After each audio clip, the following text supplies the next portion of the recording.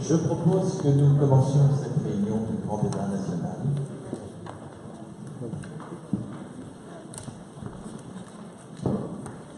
Alors, tout d'abord, merci de vous être déplacés, d'être venus pour participer à cette réunion dans le cadre du Grand Débat National initié par M. le Président de la République dans sa lettre qu'il a envoyée à chacun de nous.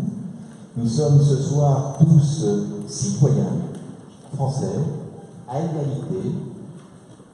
Il y a peut-être des élus dans la salle, mais ils sont là comme citoyens.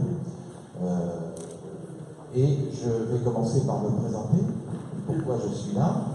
Je m'appelle Jean-Marie Zeller et je suis le président du Conseil de développement du Pays de Vannes, qui est également le Conseil de développement de Volume-en-Vie en agglomération, le Conseil de développement d'Arc-Sud-Bretagne, c'est à ce titre-là que nous étions à Musillac et à Millillac, et également le Conseil de développement de Questemberg-Communauté, ce qui explique pourquoi nous sommes présents ici ce soir et nous étions à Malansac lors d'une autre réunion. Non. On est entre nous, il n'y a pas de souci. Voilà, monsieur là-bas va démarrer l'opération. Je vais laisser Karine animer, et puis on alternera tout à l'heure. Bonsoir à tous. Donc, une première intervention, allez-y, monsieur. Oui, je voulais d'abord intervenir sur le thème de fiscalité et dépenses publiques, en prenant comme point de départ le questionnaire en ligne que le gouvernement a lancé sur ce même thème. Et je voulais dénoncer en même temps le côté manipulatoire de ce questionnaire avec des questions fermées qui figent d'emblée les réponses possibles. Je donne des exemples. Afin de réduire le déficit public, qui dépense plus qu'elle ne gagne, pensez-vous qu'il faut avant tout réduire les dépenses publiques, augmenter les impôts, faire les deux en même temps, ou je ne sais pas. Comme s'il n'y avait pas d'autre manière d'aborder la question, du lien entre dépenses publiques et impôts. Alors, je vous rassure tout de suite, voilà, l'idée, nous, c'est pas forcément de reprendre ce questionnaire-là. L'idée, c'est qu'on a, en fait, ces 4 thématiques. On a aussi la case autre, vous avez vu. Donc, l'idée, c'est de s'éloigner de ce questionnaire et de pouvoir vous exprimer sur vous quelles seraient vos propositions et vos idées sur fiscalité, sans tenir compte forcément de ce questionnaire qui peut inspirer ou pas. Mais voilà, donc on s'affranchit vraiment de ces entrées-là dans ce débat-là qu'on souhaite organiser ce soir. J'entends bien, mais c'est quand même un guide de réflexion qui nous est soumis par le gouvernement. Et donc, il y a des conséquences. Si on prend le deuxième item, voilà, je pense qu'on a bien compris. Afin de baisser les impôts, réduire la dette, quelles dépenses publiques, c'est un autre sujet, faut-il réduire en priorité? D'accord. Donc, là encore, cette confrontation entre dette et dépenses publiques. Est-ce que ça doit se faire uniquement sur ces deux critères-là et non sur d'autres plus généraux? Alors, on peut marquer comme proposition, du coup, de votre part, effectivement, ne pas penser, ne pas lier dette. Est-ce que vous pouvez transformer ça en proposition dans la réflexion sur la fiscalité, ne pas lier dette et dépenses publiques?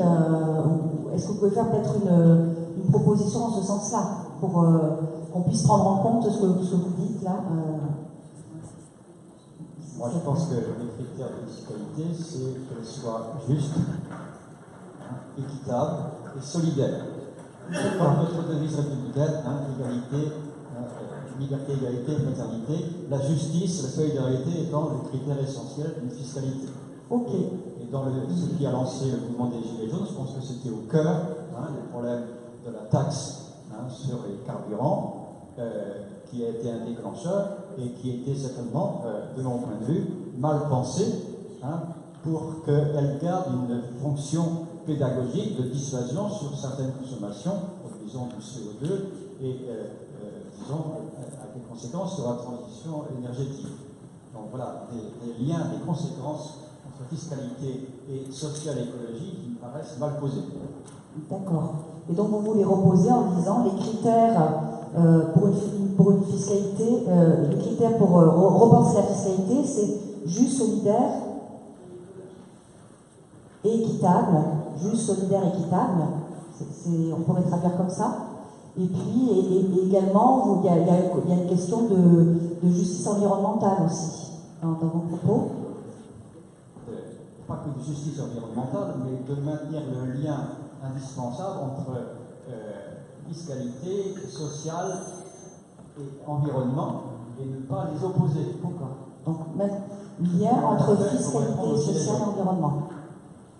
Alors, on va afficher, donc, comme on vous disait, hein, l'idée c'est de pouvoir, vous pouvez faire vos constats et les partager, mais voilà, d'essayer autant que faire se peut d'aboutir sur des solutions, des propositions que nous, après, on vient noter ici, et à la fin, vous aurez l'occasion de venir voir d'un peu plus près les propositions qui auront été notées, et de pouvoir aussi, alors on a des gommettes rouges et vertes, de pouvoir aussi de donner votre avis sur les propositions qui auront été faites. Donc, voilà. J'avais une idée pour les dépenses publiques. Alors, je vais vous donner un petit élément pour le micro. Moi, je vais vous expliquer juste comment on parle au micro, parce que c'est souvent un problème qu'on a dans les réunions publiques. Il faut le coller au menton, là, voilà, je le dis pour tout le monde, comme ça au moins. Est-ce que tout le monde m'entend là? Voilà, c'est super. Donc moi je pensais, je ne sais pas trop comment le formuler, mais que les anciens présidents de la République nous coûtent plus d'argent. Voilà. Genre M. Giscard d'Estaing qui nous coûte encore. Voilà. Et moi je trouve que ça serait vraiment très très intéressant. Je prends M. Giscard d'Estaing, je rien contre lui. Hein. Mais j'ai vu sur Internet qu'on lui donnait encore de l'argent. Donc là, ça ferait une grosse économie. Donc arrêtez je sais pas comment de formuler financer les anciens présidents. Donc voilà, c'est en train d'être inscrit.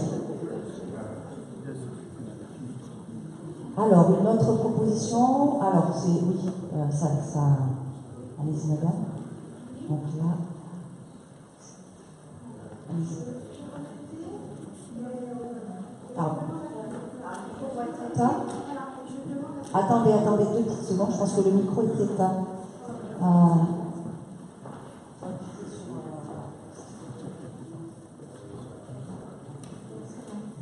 Je demande la suppression de la cotisation maladie sur les retraites complémentaires. À savoir que les retraites complémentaires, ça concerne l'ARGI, l'ARCO, l'IRCANTEX, c'est-à-dire les contractuels au niveau du service public, et que nous sommes les seuls, suite à la loi de financement de la sécurité sociale pour 2018, qui avait supprimé les cotisations, à payer cette cotisation-là, qui est de l'ordre de 1% en plus de la CSG, soit une somme très importante au niveau global. C'est une anomalie, il faudra le régler, en sachant que les syndicats ont soulevé ce problème-là, qu'ils ont rencontré les députés et qu'on n'a toujours pas de réponse. Donc c'est pas normal que les privés payent encore la cotisation de la sécurité sociale 1%, alors que ça devrait être enlevé depuis longtemps, ça n'a pas été pris en compte. Donc vous formulerez comment vous souhaitez qu'on le formule sur la retranscription?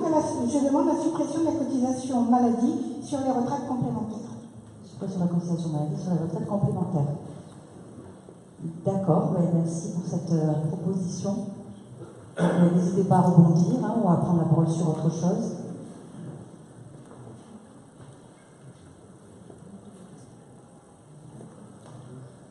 Oui, alors moi je demanderais la baisse de la CSG sur tous les salaires, les retraites, tous les revenus locatifs, parce que c'est quand même très important, et sur tous les intérêts de l'argent qui est placé dans les banques, parce que finalement on a déjà payé sur cet argent-là et on repaye une deuxième fois.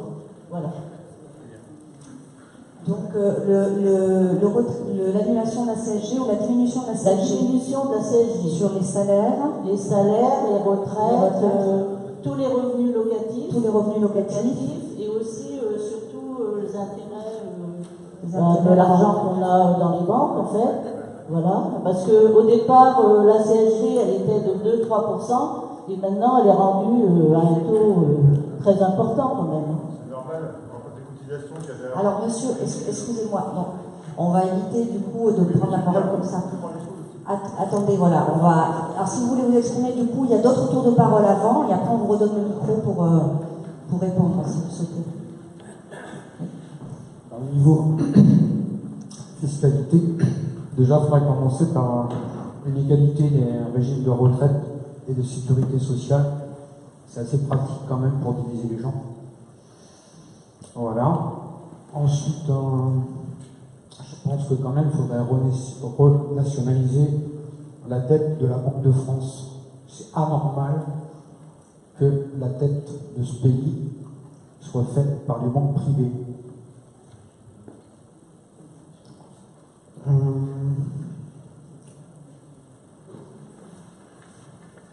Vous avez des cartons verts qui sont levés, je l'indique. Vous avez d'autres. Vous arrivez à retrouver Oui. des propositions? Le contrôle de dépenses des députés et des sénateurs. Parce que ça éviterait quand même pas mal de choses. Je crois qu'il y a 360 millions. Je crois qu'il y a 360 millions déjà rien que de dépenses de frais de bouche à l'Élysée. Donc le contrôle des dépenses des parlementaires, Sénateurs et députés. Sénateurs et députés. Voilà, les petites enveloppes aussi qui leur servent de frais de fonctionnement. Moi, je suis artisan. Toute dépense que je fais, je dois le justifier. Donc, je trouve anormal qu'on ait des enveloppes distribuées pour des frais de fonctionnement. Ça permet d'arroser les uns et les autres. Donc, il y a un petit problème aussi là-dessus, parce que je pense que quand même, chacun fait un petit peu ce qu'il veut. Ça permet d'acheter les uns et les autres, quoi. Voilà. Alors, trois idées sur les retraites. Donc sur le retraite et puis les régimes de sécurité sociaux, parce que je trouve que c'est quand même pas normal qu'on mette les uns et les autres, ça divise. On est tous égaux, donc tous la même chose. Voilà. Alors comment on a retraduit ça? Alors on va vous dire peut-être les propositions. Ah oui, alors vous avez rationalisé la dette de la Banque de France. Renationaliser la dette de la Banque de France, contrôle des dépenses des parlementaires, remboursement des frais, notamment, entre parenthèses. Non, pas remboursement, hein. Justificatif des frais. Oui, entre parenthèses, concernant le remboursement, donc justificatif peut-être plus que remboursement. Et le troisième élément, l'égalité des régimes de retraite. Donc ça vous va comme ça? On l'a retraduit comme ça. Retraite et sécurité sociale. Retraite et sécurité sociale. Égalité des régimes de retraite et sécurité sociale.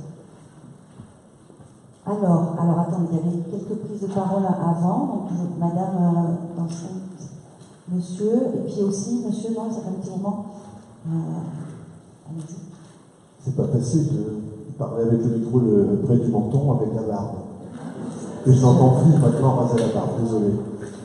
Bien, pour rejoindre un peu ce que disait monsieur, est-il normal qu'un député ou un sénateur, je ne suis pas sûr pour le sénateur, mais pour le député, oui, lorsqu'il n'est pas réélu, puisse percevoir pendant une durée de 5 années l'équivalent de ce qu'il percevait lorsqu'il était élu.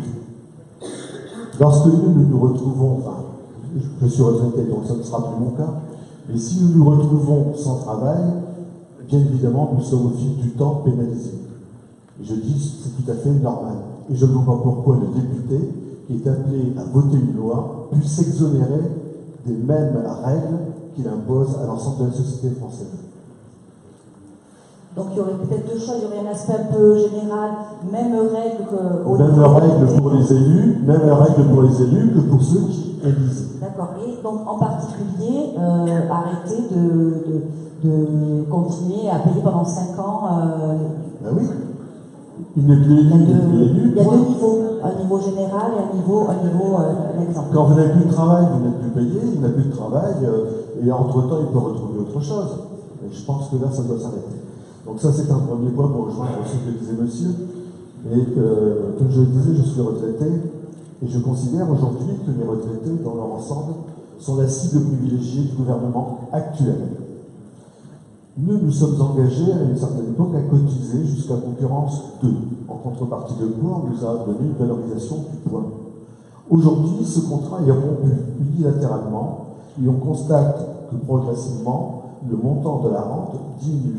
Ce n'est absolument pas normal que l'on revienne sur des conditions rétroactivement. Ça, c'est mon point de vue, bien évidemment. Et les retraités, nous sommes des déciles donc au niveau de la CSG qui a augmenté. Il n'y a plus d'indexation par rapport à l'inflation. On en reparle, j'attends, on verra, hein, n'est-ce pas? Ensuite, pour certains, la classe moyenne sup, pour reprendre des terminologies utilisées par les politiques, eh bien, nous ne sommes pas exonérés de la taxe d'habitation. Peut-être que le serons-nous un jour, mais j'en doute, encore une fois.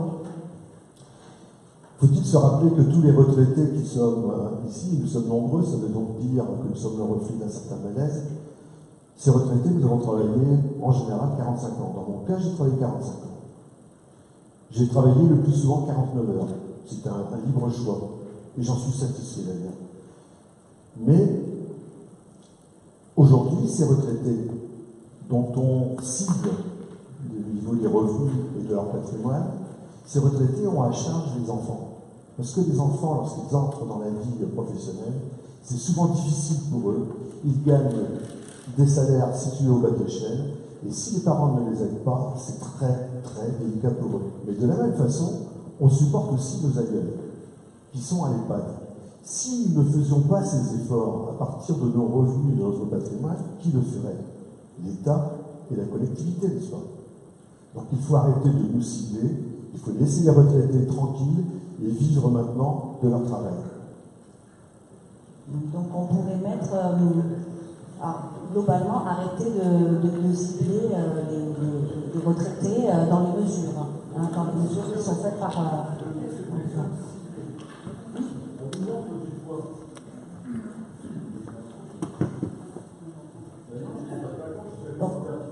Alors, excusez-moi, mais alors juste on essaie de voir comment on peut traduire, donc arrêter de cibler les retraités dans les mesures qui sont faites par le gouvernement. Ça vous convient? De rupture par rapport au contrat que nous avons signé avec l'État lorsque nous sommes entrés dans la vie active. On ne revient pas sur ces conditions-là, et ils ne peuvent pas en faire autant.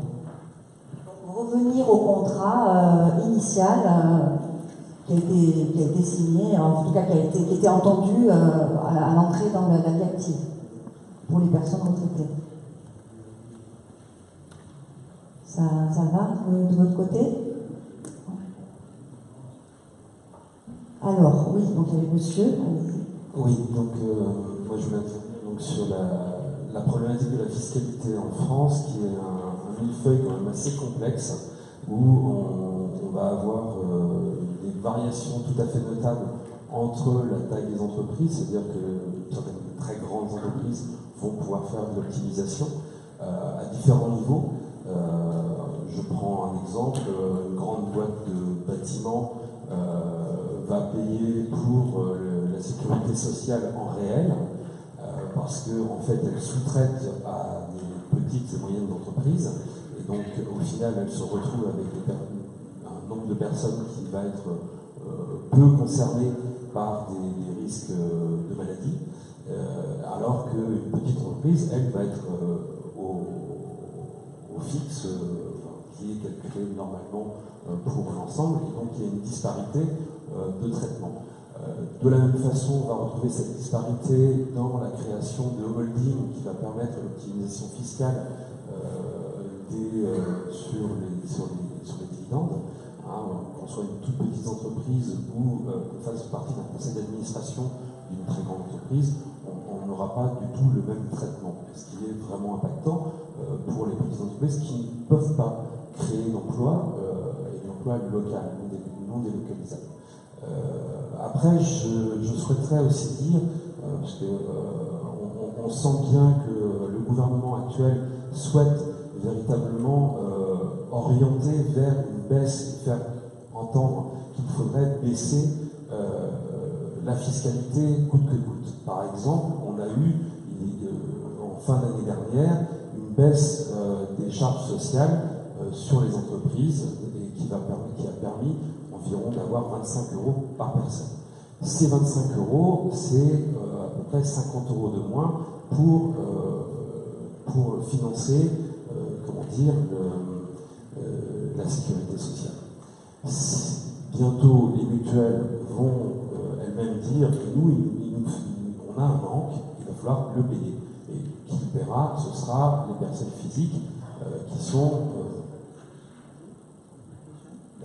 ce seront les personnes qui le paieront. Donc, ils n'auront pas gagné 25 €, mais ils auront perdu 25 € au final. Et donc, si on continue de cette manière-là, on va arriver à un système de privatisation où, si vous êtes en Suisse, vous payez à peu près 15 000 € pour votre mutuelle. Si vous êtes aux États-Unis, ça peut être éventuellement la même chose si vous voulez avoir un bon niveau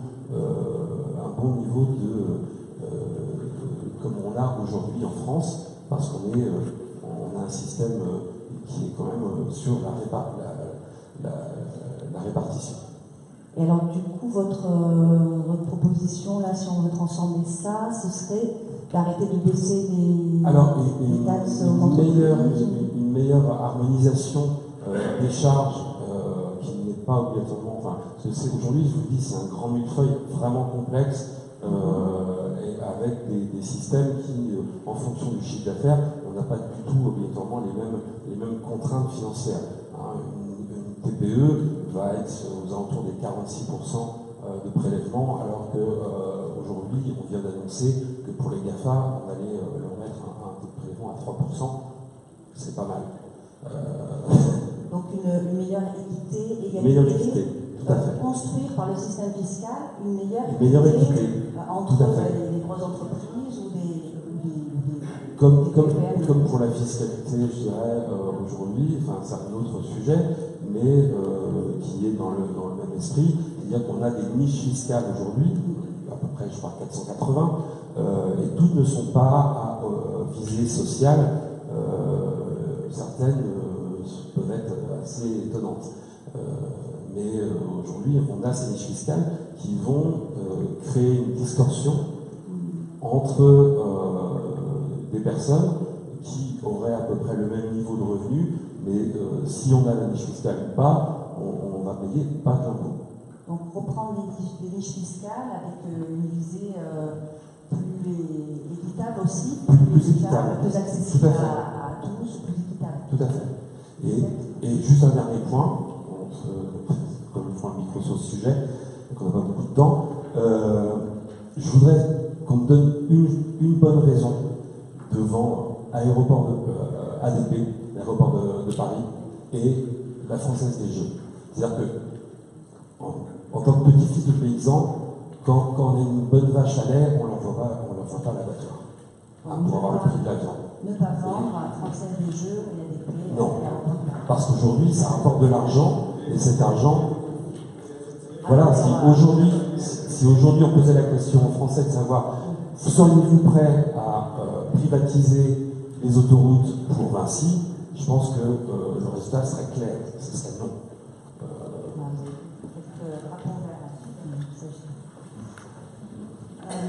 Merci.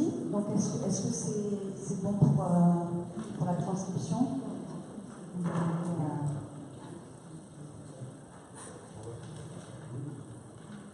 Alors, où est-ce qu'on a été? Il y avait une dame là depuis un petit moment. Alors, excusez-moi, ça fait un petit moment qu'elle souhaitait prendre la parole. On va essayer de faire essayer de se souvenir qu'elle avait le droit en premier. Donc, on va tout simplement la suppression des paradis fiscaux, ce serait une bonne chose. Suppression des paradis fiscaux. Non, mais on peut faire des conclusions très larges, comme très précises, il n'y a pas de problème. Donc du coup, madame aussi, monsieur, madame, allez-y. Très rapidement, moi je voudrais qu'il y ait un impôt pour tout le monde. On est finalement, on n'est que 46%, je crois, à payer des impôts en France, et je trouve que c'est pas normal. Et en plus, c'est la classe moyenne qui paye le plus, proportionnellement. Voilà. Donc un impôt pour tout le monde. Alors, monsieur... Oui, bonjour, je vous remercie pour le micro. Je voudrais parler d'une valeur qui m'est assez chère, c'est la paix. La paix entre les hommes, c'est quelque chose qui me paraît primordial pour ce troisième millénaire. Et bien sûr, la paix à la terre, qui est un enjeu actuel, urgent et important. Je vois une sorte de paix systémique dans l'organisation que je peux avoir moi personnellement. Je pense que c'est quelque chose qui se construit, c'est pas juste une valeur comme ça perchée pour des hurluberlus. C'est ce qui devrait gouverner tous les rapports humains. Bref, je la vois dans les transports, faire la paix à la terre dans les transports, faire la paix entre les hommes quand on conduit sa voiture, je la vois à travers l'alimentation, à travers la santé, etc. etc. Pour revenir sur un programme décidé par le gouvernement, mais qui est actuel, mais qui est un programme inhérent à la France. On est un pays constructeur d'armes, vendeur d'armes à travers le monde. Là, on vient de voter 37 milliards d'euros d'investissement sur 2 ou 3 ans, ou 4 ans peut-être, je ne me rappelle plus trop bien, pour réarmer notre porte-avions nucléaire Clemenceau. Et Charles de Gaulle, pardon, merci pour les... Merci. Et en fait, je voulais vous parler d'échelle, parce que les échelles s'accélèrent, l'échelle du temps s'accélère, l'échelle des températures s'accélère. Et je me suis dit, c'est quoi la différence entre 1 million et 1 milliard? Parce que, bien évidemment, on nous balance des chiffres, on doit... bref. Alors je me suis dit, si on mettait ça en secondes, eh bien, 1 million de secondes, ça ferait à peu près combien de temps, d'après vous? 1 million de secondes. Alors, ça fait 11 jours. Je fais vite, mais je pense que c'est une notion qui est importante à donner. Mais en tout cas, ça fait à peu près 11,57 jours, 1 million de secondes. Tandis qu'un milliard de secondes, mesdames, messieurs, ça fait quand même 32 ans. D'accord? Donc ça, c'est, en parlant d'échelle monétaire, c'est une échelle qui me paraît importante à situer. 1 million, c'est un peu plus de 11 jours, et 1 milliard, c'est 32 ans. Et en France, chaque année, les dépenses militaires, c'est de l'ordre de 50 milliards d'euros. Et un dernier chiffre pour cette paix systémique entre les hommes, pour que chaque être humain sur la planète puisse vivre dignement et accéder aux 4 besoins fondamentaux, qui sont la santé, l'éducation, l'alimentation, bref, des choses très très simples, on ne parle pas de consumérisme à outrance, d'avoir des tablettes, etc. C'est juste 10 milliards d'euros par an. Donc la France, un pays comme le nôtre, pourrait subvenir à 5 fois les besoins fondamentaux de l'humanité. Donc ça, c'est pour le manque d'argent. D'accord? Alors voilà, ça c'était le premier point, c'était l'armement, etc. Donc, excusez-moi, donc on peut peut-être noter, plutôt que de financer l'armement, finançons les besoins fondamentaux. Pourquoi pas à travers le monde, ouais. À travers, en tout cas en France, ça pour ce qui nous concerne. On peut peut-être noter ça pour concrétiser un peu ce que vous voulez dire. Merci. Merci pour votre soutien. Le deuxième point que je considère être comme une arme de destruction massive, et je ne pèse pas mes mots, c'est le développement des ondes à travers les téléphones et les réseaux de téléphones portables, 2G, 3G, 4G. Compteur Linky, il y a la 5G qui est encore, on peut encore freiner la 5G. Ce qu'il faut savoir, c'est qu'en France, dans les années 80, l'armée a fait des études sur les problèmes de santé causés à ces ondes. Je suis désolée, je ne vais pas, on va pas pouvoir passer en mode conférence, ça ne va pas être possible. Juste, donc c'est d'arrêter le développement de la 5G parce que c'est une arme de destruction massive. Voilà. Non, mais alors donc, arrêtez le développement de la 5G. Voilà, excusez-moi, on ne peut pas être trop exposé trop longuement, mais par contre, on prend bien en compte tout à fait ce que vous avez dit. Donc arrêtez le développement de la 5G. Allez-y, il y a les monsieur ici. Alors levez la main, là, une bonne fois pour tout à que je vous vois tout. Comme ça. Voilà, ok. On voit les prochaines prises de parole, allez-y. Oui, bonsoir à tous. Moi, je voudrais revenir sur les dépenses au niveau des parlementaires. Je pense qu'en France, on a énormément de parlementaires où on n'est pas forcément en contact direct avec eux. Donc je pense que réduire le nombre de parlementaires pourrait être une bonne idée pour réduire un peu les dépenses publiques. En plus, ces parlementaires, notamment les députés, ne sont pas forcément à chaque fois présents à l'Assemblée lorsqu'il y a des votes.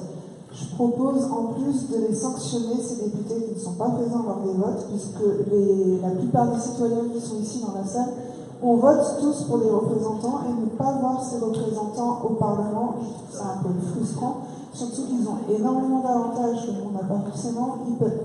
Quand ils sont en assemblée, que ce soit les députés ou les parlementaires, ils ont droit à un logement sur Paris, ils ont des transports, ils ont des adjoints qui peuvent se représenter dans leur commune, ils ont droit à un logement aussi dans leur commune. Je trouve que c'est énormément d'avantages qu'ils ont et que... Allez-y, on continue. Donc, je pense que réduire le nombre de parlementaires et réduire le nombre de leurs avantages, ou alors de les sanctionner, réduire leurs avantages s'ils ne sont pas présents, s'ils ne jouent pas leur rôle, je trouve que c'est important. Donc, moins de parlementaires, réduire leurs avantages et les sanctionner quand ils ne sont pas présents. On a déjà réduit les avantages, donc on a mis sanctionner et moins de députés. Ah, c'est bon. Ah ben c'est déjà pris en compte même avant que vous ayez fini. C'est bon. Ah, alors, redites-nous. C'est important pour ça, oui, n'hésitez pas à laisser le micro près de la personne. On a écrit réduire le nombre des députés, on a écrit sanctionner les députés absents, et quelqu'un précédemment avait demandé à ce qu'on y ait un autre côté. Oui, à contrôler leurs dépenses. Moi, je pense que mais limiter leurs dépenses, c'est énorme déjà. Ils ont un... Comme disait monsieur tout à l'heure, je ne sais pas où il est situé, mais il disait réduire et contrôler. Je pense qu'ils ont une enveloppe, personne ne les contrôle, et s'ils n'utilisent pas cette enveloppe, ils peuvent les garder pour des frais qui leur sont propres ou qui ne concernent pas leur fonction. Donc je pense que les réduire, ça pourrait limiter ce genre de situation. Limiter les dépenses des parlementaires. Limiter les dépenses des parlementaires. Et les contrôler, oui, ça avait été dit auparavant, effectivement, par monsieur.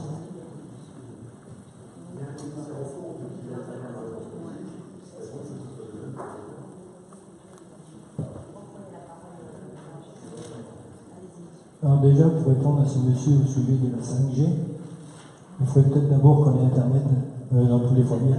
Vous voyez une lettre comme ça, certains jours, il me faut 5 à 10 minutes pour la télécharger. L'optique, je l'aurai, je serai entre 4 planches. Alors, c'est vite vu, je suis à 5 km du bout. Donc ça, c'est 5 minutes certains jours. Le mercredi après-midi, c'est pas la peine d'aller sur Internet. Et le samedi non plus. La deuxième chose, je fais un triste constat, c'est que c'est la 6e présidentielle. Et malheureusement, les Restos du Cœur sont toujours là. Et triste constat, c'est qu'il y a de plus en plus de retraités qui vont manger dans ces restos parce qu'on leur tape dessus. Et puis, un député qui se plaignait qu'avec 5 000 €, il n'avait pas un livre par mois. Certains vieux, qu'est-ce qu'ils ont? Et alors, sur ce dernier point, qu'est-ce que vous souhaiteriez justement est-ce que vous avez des propositions pour... Une proposition, toute la vie, un maçon a travaillé pour le SMIC.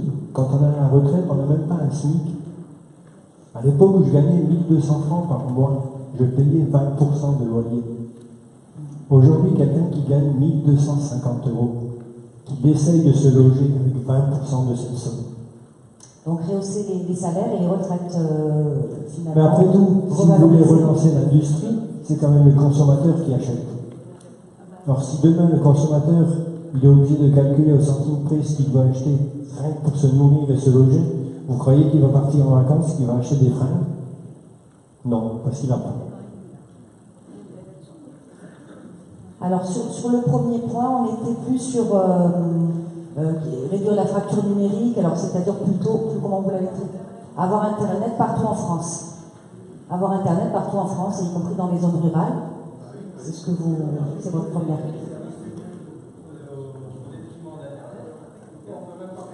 Alors excusez-moi, mais c'est vrai que le micro, il faut le laisser près des... Voilà, parce qu'on essaye d'être un peu exact pour écrire... voilà, excusez-moi. Oui, on veut faire la 5G, on supprime les services publics, on n'a même pas Internet à la maison.